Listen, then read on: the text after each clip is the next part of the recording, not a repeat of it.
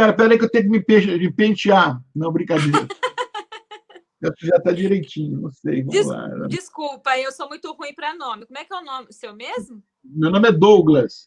Douglas, não esqueço mais, Douglas. Qualquer dúvida está aqui na tela. Você vai ver meu nome aí na tela. Douglas, desculpa.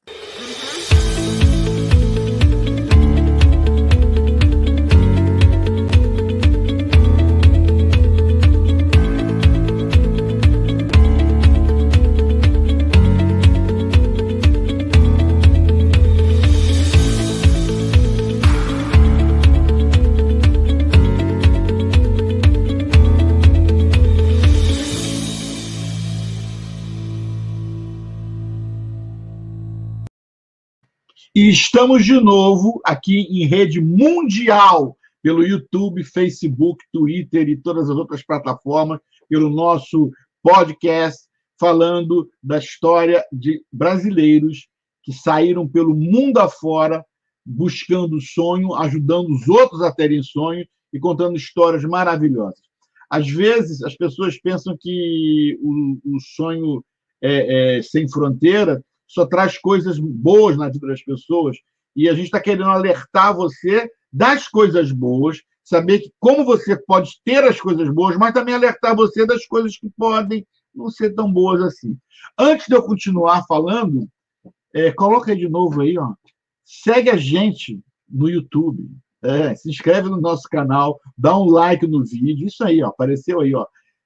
Siga a gente aqui nas mídias sociais, ative as legendas se você quiser, entendeu? Tem legenda, você pode ativar a legenda, e aí você está aí no ônibus querendo ouvir, e tem vergonha, está sem o fone de ouvido, você bota as legendas, entendeu? Mas ajuda a gente com esse seu like e inscrevendo no canal, a que essa história tenha relevância para o Google, tenha relevância no Facebook, e os algoritmos ajudem a gente a divulgar mais, entendeu? É isso aí. Olha, gente, a pessoa que está com a gente hoje aqui é a Josiane Ferreira, e ela veio de lá da Turquia, diretamente na Turquia.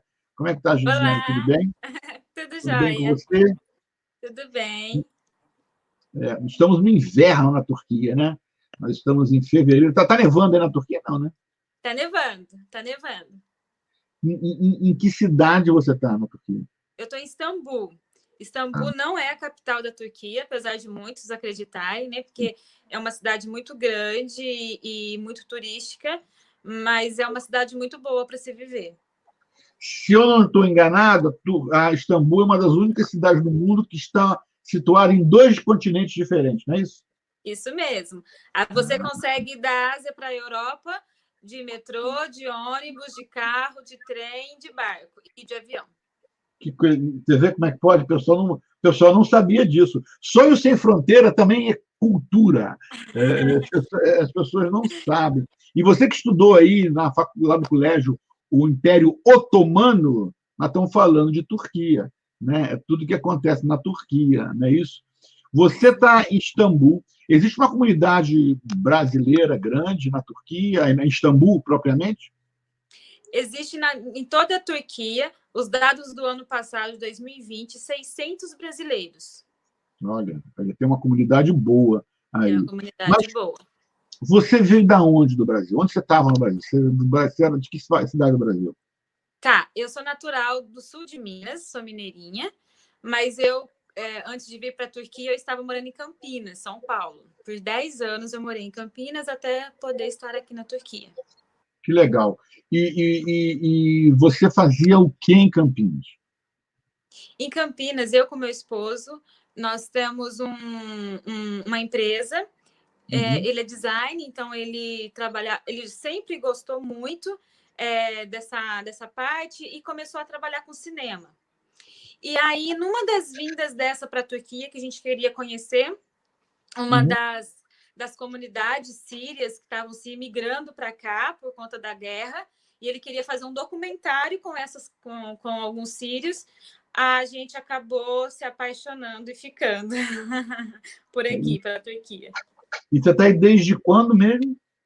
Eu estou há 3 anos aqui, mas desde 2014 foi a primeira vez que nós viemos para cá, desde 2014 que nós viemos para cá 2 vezes ao ano, né? Então, até a gente veio a primeira vez sozinhos, se apaixonamos e vimos a necessidade que era de profissionais de qualquer área para ajudar nos campos de refugiados e começamos a trazer equipes para cá para trabalhar nesses campos de refugiados a curto prazo. Então, vamos lá. Agora você vai me contar, né, o que você está fazendo aí, tá? Me diz aí. Tá. Agora começa... Então, a gente veio, como eu estava te contando, a gente está desde 2014 vindo para cá, trazendo equipes de curto prazo, 15 dias, 20 dias, para poder ajudar nos campos de refugiados, qualquer área. E a gente veio por 4 anos consecutivos, 2 vezes ao ano. Então, deu um total de 8 equipes que a gente trouxe. A última equipe tinha 48 pessoas. A gente teve que alugar um ônibus para poder locomover com o pessoal aqui dentro. O pessoal começou a ficar querendo vir trabalhar pela necessidade que tínhamos. E nessa última equipe, a gente entendeu de ter que ficar aqui, né? A gente entendeu isso. A gente tem uma fé, e nessa fé a gente entendeu mesmo em Deus que era para a gente ficar, porque a gente viu que tinha muitas crianças sírias refugiadas que não conseguiram vagas nas escolas públicas aqui de Istambul. Então, a gente quis vir abrir uma escolinha para elas poderem ter o inglês, a matemática e algumas matérias que a gente consegue dar. Então, hoje nós temos essa escola aqui em Istambul para essas crianças. Que legal! E também a gente ainda recebe as equipes, porque agora fica até mais fácil receber essas equipes. Nesse exato momento, tem uma equipe nossa num campo de refugiado. Né? Que campo de refugiado que vocês estão? Em Izmir. Izmir. Tabalashan, a cidade... Izmir é um distrito e tem uma cidade bem pequenininha chamada Tabalashan, que tem um campo grande lá que a nossas equipes sempre vão. Porém, a gente traz mais equipes. Por conta da pandemia, está bem restrito. A gente está trazendo uma equipe por mês. E me conta, que missão que vocês trabalham? Qual é a igreja que vocês trabalham? Então, eu tenho a minha igreja, né? Sou presbiteriana independente, eu com meu esposo, mas nós não trabalhamos pela igreja. Pela igreja, não, na missão independente de vocês. Independentes, isso. A nossa igreja sabe que nós estamos aqui, nos apoia a estar aqui, mas hoje nós não trabalhamos para nenhuma igreja. Então, né? É uma non-profit organization independente de uma missão de igreja. Mais ou menos isso. Né? Mais ou menos isso mesmo. Porque normalmente eu tenho uma amiga que está em Portugal, na realidade ela está trabalhando no campo de refugiados na Grécia. Isso, nós levamos também, porque nós estamos bem aqui na divisa, né?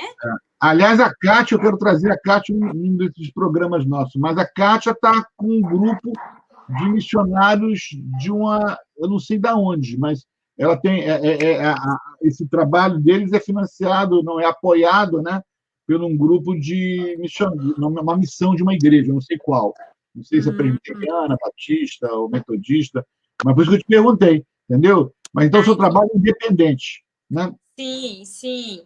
E a gente tem alguns empresários no Brasil que nos ajudam aqui a manter o nosso projeto aberto. E quando a gente precisa também, por exemplo, teve um empresário que um dia atrás perguntou para o meu esposo qual seria o custo para manter alguém lá dentro dos campos de refugiados, para trabalhar lá dentro mesmo, porque a gente está uma distância boa aqui dos campos, né? Ou seja, a gente entende que é Deus tocando no coração lá do povo no Brasil. E quanto é para manter uma pessoa lá no campo? Você pode falar? Posso. Hoje é R$2.000, consegue manter uma pessoa lá com o teto básico, né? Que é o que a gente precisa aqui. Porque daí a gente vai recebendo as pessoas para poder estar junto ali, né? Com essa pessoa que vamos manter lá. Então, a gente já separou uma pequena equipe para ir ficar lá definitivamente, né? Uma equipe de 5 pessoas que vão ficar lá e a gente vai estar aqui em Istambul recebendo as equipes e enviando, como a gente já faz, mas lá eles ficam assim, sem muito acesso a um bom lugar, porque hoje não tem ninguém nosso lá mesmo, mas vai ter e vai ser muito bom. E aí fica para você que está ouvindo a gente nessa entrevista, se você quiser ajudar o trabalho da Josiane, vai ter o contato dela aí embaixo nos comentários, e você faz contato, entendeu? É uma maneira de se ajudar, né? É o que eu sempre falo, nós não estamos aqui nesse mundo para se divertir, estamos aqui a trabalho. Então, eu acho que é uma boa maneira de você se envolver. Josiane, os refugiados são da onde? Olha, a gente trabalha mais com os sírios, né? Mas tem refugiados nos campos. Quando você entra num campo de refugiado, você consegue encontrar até 30 nações ali dentro, né? Nós temos crianças da África, nós temos crianças curdas e nós temos crianças sírias, né? No nosso projeto em Istambul. Mas lá nos campos tem afegãos, tem vários países ali da África, do Iraque, do Afeganistão, tem várias nacionalidades ali dentro. Então, e a maioria fala árabe, né? A maioria fala árabe. E aí você vê, né? A gente está aqui para contar a história do sonho sem fronteiras de brasileiros, e já estamos contando a história de sonhos sem fronteiras de povos de vários lugares do mundo e que encontram a resistência para isso. Aí você veja só, não é sempre fácil, não, gente. Entendeu? Você pensa que ser imigrante é só pegar o avião e vir morar na Disney, e morar em Paris, O cara tem aquela imagem, né, José? Nós vamos falar sobre isso daqui a pouco. Então, o cara tem aquela imagem que vendida. Não, mas tem gente que precisa sair do país dele por necessidades de guerra, de necessidade de fome, e eles ficam buscando, e são os refugiados, que é o grande tema do universo, o grande problema que o mundo enfrenta agora nesse novo século. Não é verdade? É uma coisa muito séria, muito séria. O pessoal não. Como é que está a questão da Covid no campo de refugiados? Então, por algum tempo ficou fechado, nenhum voluntário podia entrar, mas hoje já abriram porque a necessidade da mão de obra dos voluntários é muito grande, né? Mas não tá assim generalizado. É um ou outro que pegou. Isso a gente vê muito cuidado de Deus, porque é um lugar onde não tem muita higienização, não tem estrutura com nada. E não tem tantos casos assim. Isso é muito bom. A gente vê o cuidado de Deus. Só a mão de Deus mesmo, né? Porque tem tudo para ser um foco de contaminados e mortos imenso, né? Sim, em massa, né? Era para ser em massa, mas graças a Deus não. E assim, a gente vê essa questão dessa questão de buscar sonhos em outros lugares, né? E eu queria muito assim expressar essa questão dos sonhos, porque eu com meu esposo nós já viemos com um objetivo para cá, né? Que foi se voluntariar, dar a nossa vida de alguma forma para ajudar essas pessoas. Os nossos 2 filhos, né, João Pedro e Ana Clara, vieram junto, estão sendo limitados de várias situações da vida deles, mas hoje a gente vive uma vida assim tão feliz de poder servir ao próximo de alguma maneira, que eu posso dizer para você que nós encontramos a felicidade nessa imigração que fizemos. E isso porque muitos vão no sonho de trabalhar, de ganhar dinheiro, e às vezes o simples fato de você servir o próximo, você encontra a felicidade, porque hoje a gente volta para casa, por exemplo, e olha o que nós temos, e nos traz muita alegria em saber que muitos ali no campo que a gente acabou de sair não tem nenhuma cama para deitar, para dormir, não tem uma água quente. Então, hoje nós vivemos muito felizes aqui, muito mesmo. A nossa imigração para cá foi uma felicidade muito grande. O sucesso é avaliado de forma diferente para diferentes pessoas, né? Então, quer dizer, você não precisa. Tem muita gente que associa sucesso a dinheiro, a uma vida de status, uma vida de fachada, né? Uma vida de mídia social, né? Aquela vida que você fica postando. Então, a pessoa tem, mas tem nada a ver uma coisa com a outra, né? Eu tenho a felicidade de ter aprendido isso quando eu era muito pequeno. Sabe como que eu aprendi? Na favela. A minha avó morava na favela do Proletário da Gávea. Quem é do Rio de Janeiro sabe. Hoje, essa favela é o estacionamento da PUC, da faculdade onde eu estudei. E eu me lembro quando eu era pequenininho, antes da minha avó sair da favela, né? Eu ia com meu pai lá e vi a casa da minha avó, a casa da vizinha dela, e era uma casa limpinha, maravilhosa, com um piso de madeira enceradinho, eu via felicidade na simplicidade deles lá, entendeu? E naquele mesmo tempo, eu não via aquela mesma felicidade daquelas senhorinhas lá, eu devia ter o quê? 6, 7 anos, em casa dos meus vizinhos de classe média, onde eu morava, entende? Eu gostava de estar naquela casa daquela senhorinha do lado da casa da minha avó, na casa da minha avó, o pessoalzinho. Então, tive poucas vezes, mas eu consegui ver isso muito cedo. E aquilo ficou na minha cabeça desde 6, 7 anos atrás. Eu falei, cara, aqui, o pai do meu vizinho é dono de uma editora famosa. Nossa, a gente vai na casa dele, eu era pequeno, ia lá, só via que era um clima pesado, não era. Então, tem nada a ver com dinheiro, né? Tem nada a ver com dinheiro. E a Bíblia nos ensina isso, né? Nos ensina que Deus nos promete que nós vamos ser prósperos. E próspero não tem nada a ver com dinheiro, né? Então, esse é um papo para outro programa. Vamos continuar com a Turquia. Além do campo do refugiado, que não é pouca coisa, quais os outros movimentos que você tem na Turquia, como brasileira e como cidadã turquia?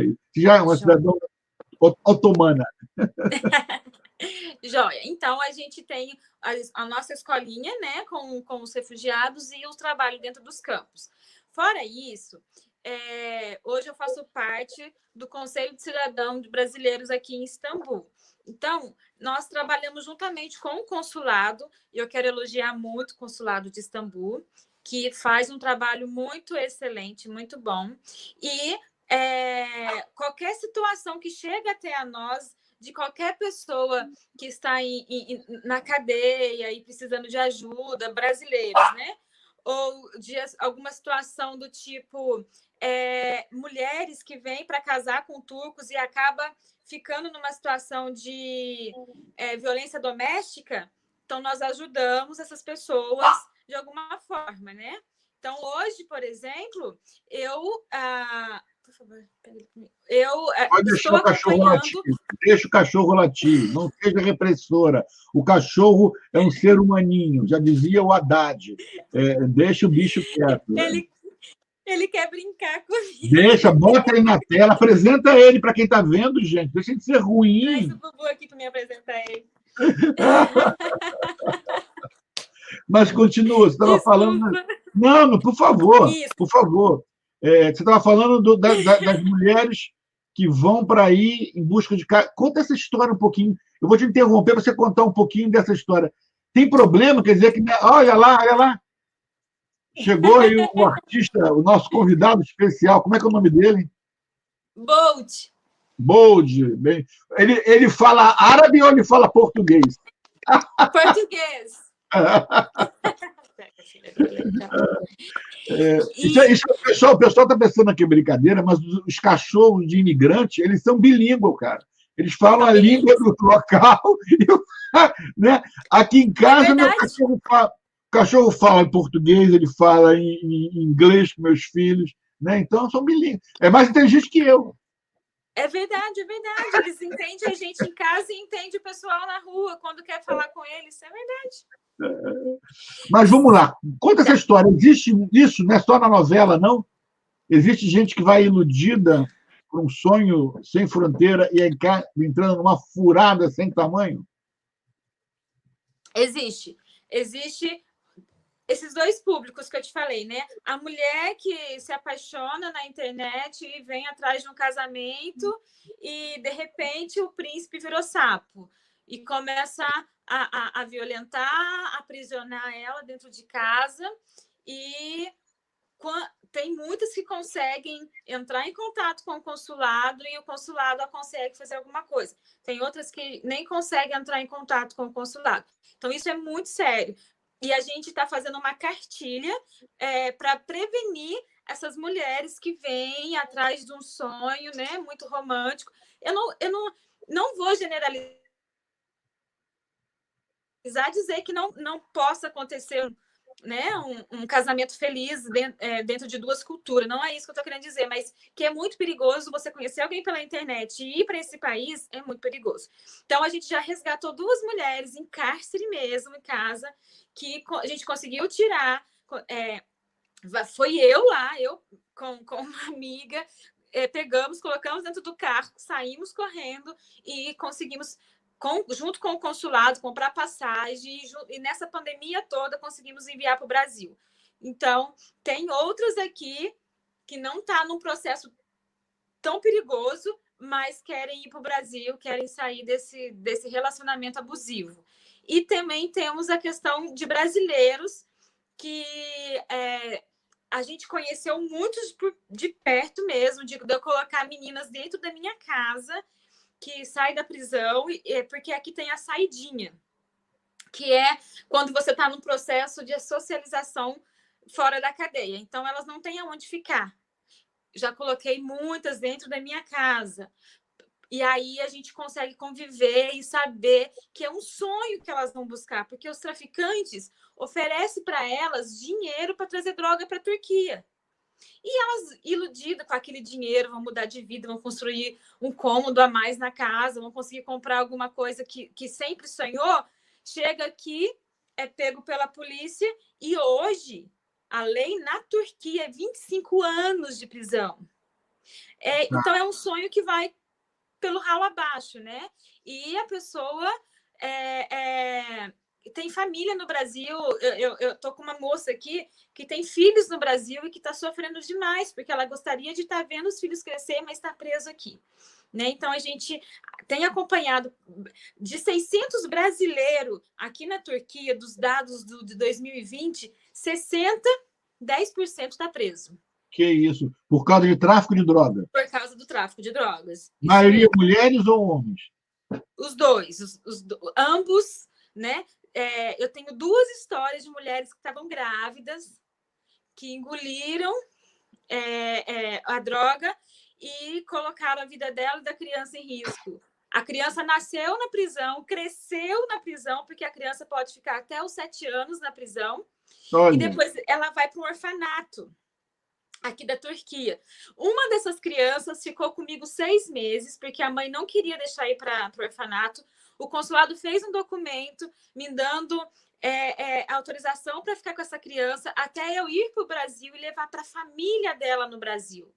Quando eu entreguei essa criança lá no Brasil para a família, meu coração ficou em pedaços, porque eu já tinha pego amor por ela. Mas a gente fez todo esse trabalho e hoje ela está lá com a família no Brasil e a mãe continua aqui na Turquia. Que situação, hein? A gente passa por algumas situações bem difíceis emocionalmente. E tráfico humano? Como é que é? Tráfico humano. A Turquia ela é até muito conhecida pelo tráfico humano, né? Por conta daquela novela que teve no Brasil, que expôs muita coisa que é verdade aqui na Turquia, né? Tem muito, sim. Aqui em Istambul, principalmente, por ser um lugar muito turístico e onde tanto turcos quanto estrangeiros vêm atrás de mulheres, a gente vê muitos prostíbulos escondidos, né? Que tem mulheres realmente que estão ali pelo tráfico humano. Conheci uma brasileira num dos lugares assim mais famosos aqui de Istambul, que eu estava na loja, de repente eu ouvi um português, falei assim, ué, você está falando português, você é brasileira? E ela foi me contando a história, ela veio para o tráfico humano e tal. O que acontece é que muitas têm que se render a isso, têm que gostar disso para sobreviver. E hoje ela vive aqui, vive disso, mas veio, sim, enganada por isso. Você já trabalhou em algum resgate de tráfico humano aí? Não. Não. Ainda não.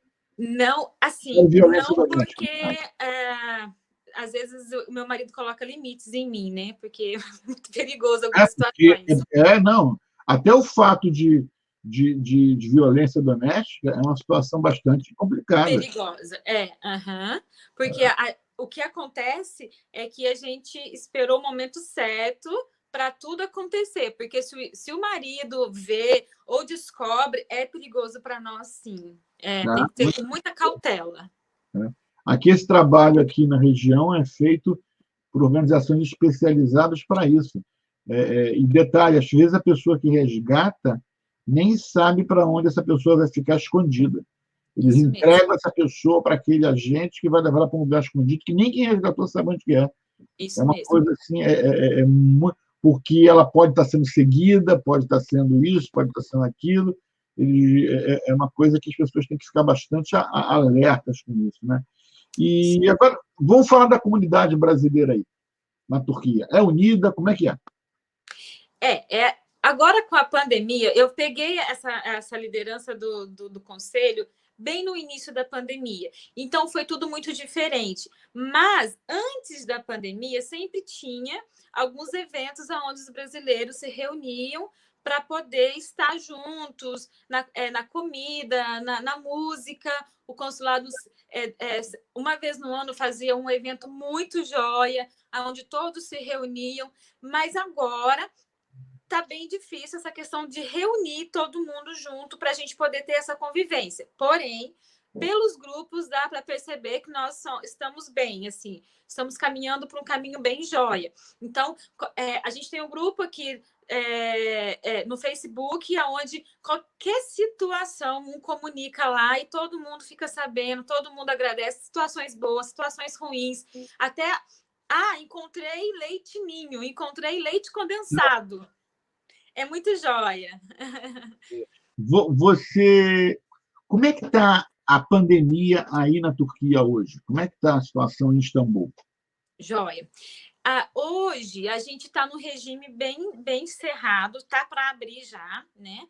A Turquia ela fechou 2 vezes. A primeira vez deu uma baixada muito boa, aí o governo abriu lojas, abriu salão, esportes, tudo. E aí voltou a subir e vai fazer 2 meses que fechou tudo de novo. Mas a gente já está no finalzinho de novo desse fechamento e estão dizendo que agora, na semana que vem, já vai começar a abrir aos pouquinhos os comércios. Mas todo final de semana é um lockdown. Você não pode sair mesmo de casa, porque senão você é multado. 3.000 liras se você for pego na rua sem justificativa, né? Tô indo para o hospital. Tá bom. É uma justificativa sólida, mas se não tiver justificativa, você é multado. Então, deu para perceber que baixou bem os casos aqui, com esses lockdowns no final de semana, com todas as lojas fechadas, só tem supermercados abertos, né? Uma outra loja, assim, que eu acho que eles acreditam ser necessário, mas já está voltando aos poucos. As escolas vão voltar, estavam sem aula esse tempo todo, desde quando começou a pandemia. Tentaram abrir, deu ruim, fecharam. E não abriram mais. Então, assim, eu não sei o que é verdade, o que não é, mas saiu até nos jornais internacionais que a Turquia estava encobrindo muito os casos e acabou que não foi verdade tudo que passou, que tinha muitos mais casos do que realmente estavam passando. Bom, toda a nossa equipe, porque eu tenho uma equipe aqui de quase 20 pessoas, toda a nossa equipe pegou. É mesmo? Toda a nossa equipe pegou. Eu peguei, meu marido pegou, toda a nossa equipe pegou, mas não foi nenhum caso grave de ir para o hospital, de ficar no hospital. Não.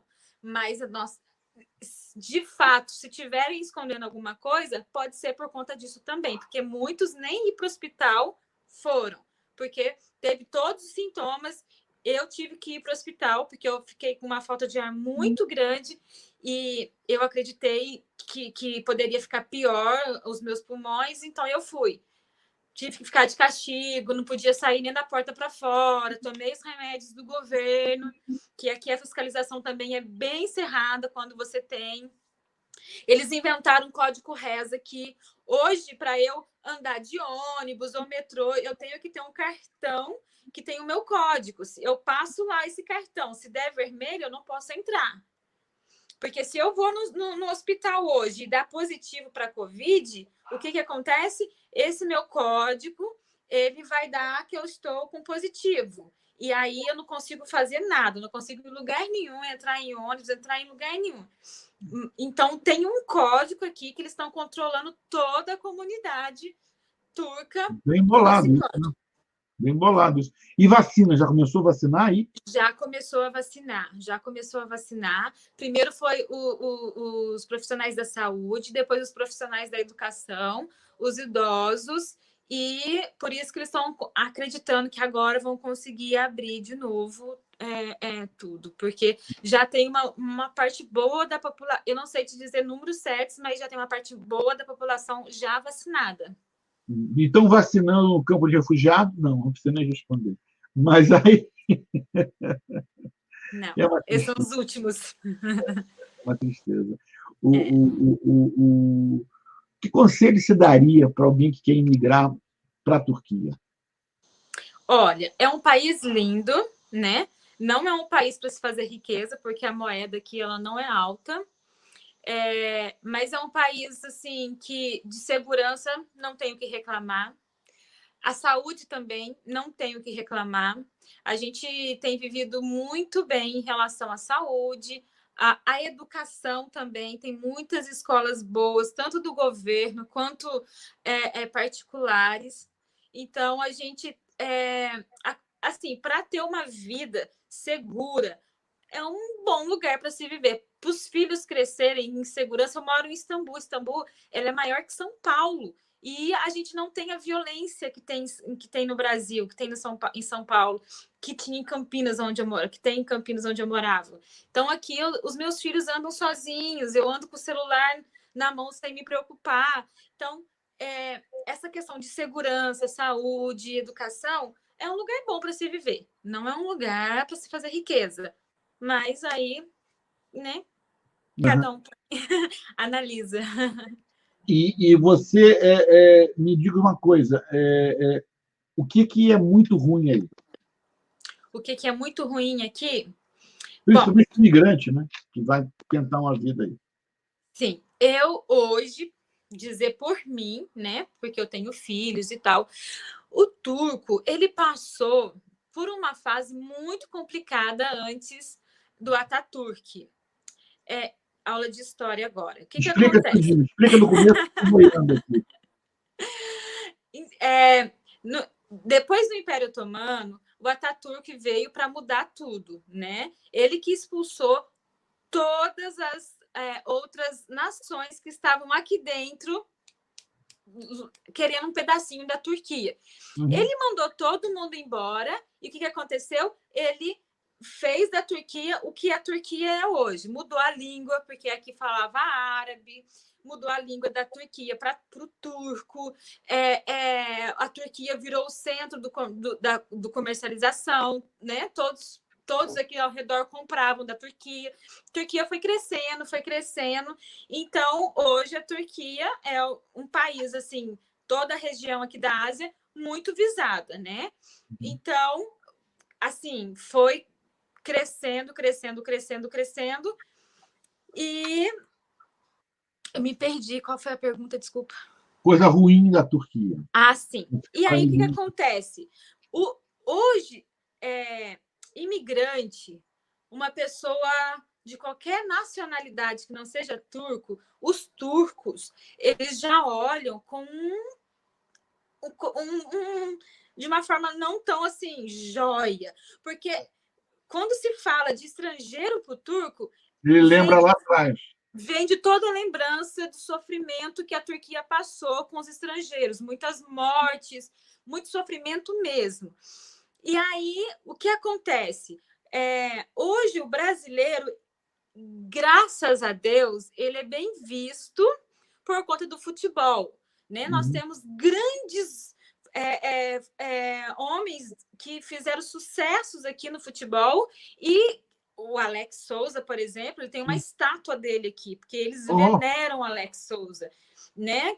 E, tipo assim, quando você fala de qual país que você é, e aí você fala Brasil, nossa, eles abrem um sorriso e te recebem bem. Só que, como turista, porque se você falar, eu moro aqui, o que você está fazendo aqui? O que você está trabalhando? Sabe? Tipo assim, tá fazendo aqui na Turquia? Você tá pegando meu emprego? Você tá... Então, para eles já é estranho. Mas fora o Brasil, qualquer outra nacionalidade aqui dentro, eles não recebem bem nem para o turismo. Não, eles já olham, sabe, com preconceitos, e preconceitos grandes. Eu tenho um casal na minha equipe que adotou uma criança africana. Essa pessoa foi convidada a sair de vários estabelecimentos por conta da criança ser negra. De ele sair de um estabelecimento e a pessoa passar uma vassoura por onde eles estavam passando. Então, assim, o preconceito aqui é muito forte. Nós tivemos que abrir uma turma na nossa escolinha para turcos que moram ali na região, que são muito pobres, porque se a gente não agregasse os turcos, eles poderiam nos denunciar e tirar o nosso CNPJ dali. Por que vocês estão aqui no meu país fazendo para esses sírios? Porque eles não gostam dos sírios por nada. O sírio sofre muito aqui na Turquia, muito mesmo. Como que você vem aqui, serviu uma nação que a gente não gosta, no meu país não faz nada por nós? Então, hoje a gente tem uma classe de turcos por conta disso, porque nós precisamos mostrar para eles que nós estamos aqui por eles também, que nós amamos eles de alguma forma. Mas a parte ruim é essa, que os turcos não recebem muito bem os estrangeiros. Tem um certo preconceito, e isso é desde criança. Os meus filhos, por exemplo, a gente está no segundo condomínio aqui, porque no primeiro condomínio, os nossos filhos foram, assim, tão maltratados que a gente não conseguiu ficar no primeiro condomínio. O meu filho chegava em casa com o olho roxo. Olha. Jogavam a minha filha na piscina, essas coisas de ter o coraçãozinho duro desde pequenininho, sabe? Nesse outro condomínio que eu tô, tem muito estrangeiro, tem muitos americanos, muitos coreanos, então acabou que está bem amenizado, mas ainda assim eles sofrem preconceito como qualquer outra crianças estrangeiras. Mas eu não consegui mandar os meus filhos para a escola, porque eu fiquei com muito medo. Hoje eu dou homeschooling em casa, porque eu fiquei com muito medo deles se traumarem.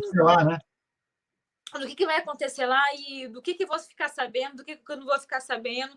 Então, eu fiquei com muito medo, porque todas as mães que eu já conversei aqui falam que os filhos chegam chorando em casa, da escola, principalmente no início. Depois vai acostumando e tal, mas no início é muito sofrimento para a criança.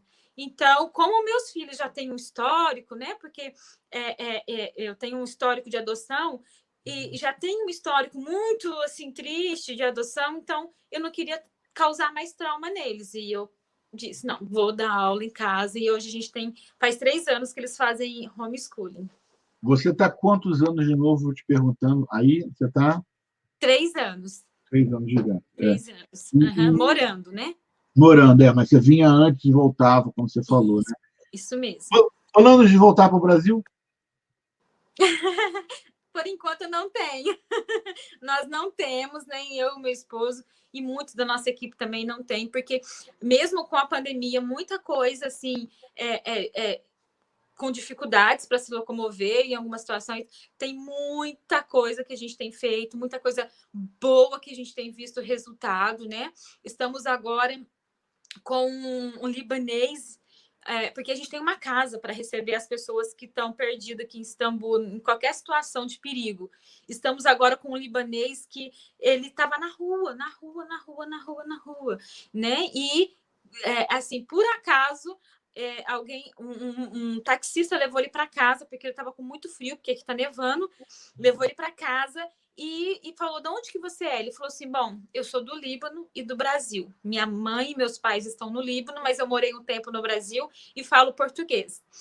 O taxista levou ele no consulado do Brasil, o consulado me ligou, fomos buscar ele, hoje ele está nessa casa, que também alguns empresários nos ajudam a manter essa casa, né? Essa casa, gente, é uma casa de transição. A gente recebe essas pessoas que estão numa situação de vulnerabilidade e a gente dá tudo, né?